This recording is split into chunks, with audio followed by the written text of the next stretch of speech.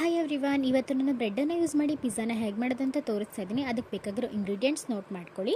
Bread, vegetables, oregano, pizza sauce, cheese ಮತ್ತು ತುಪ್ಪ ಇಷ್ಟು ಬೇಕಾಗುತ್ತೆ. ಫಸ್ಟ್ ಒಂದು ಫ್ರೈಯಿಂಗ್ ಪ್ಯಾನ್ ತೊಗೊಂಡು ಅದನ್ನು ಬಿಸಿ ಆದಮೇಲೆ ಅದಕ್ಕೆ ಸ್ವಲ್ಪ ತುಪ್ಪ ಹಾಕ್ಕೊಂಡು ಒಂದು ಸ್ಲೈಸ್ ಬ್ರೆಡ್ಡನ್ನು ಹಾಕೋತಾ ಇದ್ದೀನಿ. ಆ ಸ್ಲೈಸ್ ಬ್ರೆಡ್ ಏನಿದೆ ಅದು ಒಂದು ಕಡೆ ಮಾತ್ರ ಫ್ರೈ ಆಗಬೇಕು, ಇನ್ನೊಂದು ಕಡೆ ಫ್ರೈ ಮಾಡಬಾರ್ದು. ಫ್ರೈ ಆಗಿರೋ ಕಡೆಗೆ ನೆಕ್ಸ್ಟ್ ನಾನು ತೋರಿಸ್ತಿರೋ ಇಂಗ್ರೀಡಿಯೆಂಟ್ಸ್ನೆಲ್ಲ ಹಾಕಿ ಫಸ್ಟ್ ಪಿಜ್ಜಾ ಸಾಸ್ ಹಾಕಬೇಕು, ನೆಕ್ಸ್ಟ್ ಚೀಸ್ ಹಾಕಬೇಕು.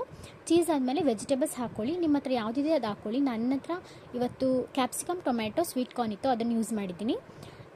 ನೆಕ್ಸ್ಟ್ ಅದ್ರ ಮೇಲೆ ಮತ್ತೆ ಒಂದು ಸ್ವಲ್ಪ ಚೀಸ್ ಹಾಕ್ಕೊಳ್ತಿದ್ದೀನಿ. ಮತ್ತೆ ಒಂದು ಫ್ರೈಯಿಂಗ್ ಪ್ಯಾನ್ಗೆ ತುಪ್ಪ ಹಾಕ್ಕೊಂಡು ಮತ್ತೆ ಬ್ರೆಡ್ನ ಇಡ್ತಾ ಇದ್ದೀನಿ.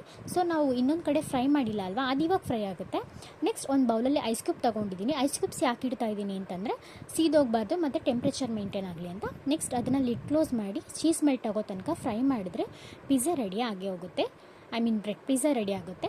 ಅದ್ರ ಮೇಲೆ ನೆಕ್ಸ್ಟ್ ಚಿಲ್ಲಿ ಫ್ಲೇಕ್ಸ್ ಮತ್ತು ಆರಿಗಾನೋ ಹಾಕ್ಕೊಂಡು ತಿನ್ನಬಹುದು. ನನಗೆ ಪರ್ಸ್ನಲಿ ಚಿಲ್ಲಿ ಫ್ಲೇಕ್ಸ್ ಇಷ್ಟ ಇಲ್ಲ, ಸೊ ನಾನು ಅದನ್ನು ಸ್ಕಿಪ್ ಮಾಡ್ತೀನಿ. ನಾನು ಜಸ್ಟ್ ಆರಿಗಾನೋ ಹಾಕ್ಕೊಂಡಿದ್ದೀನಿ.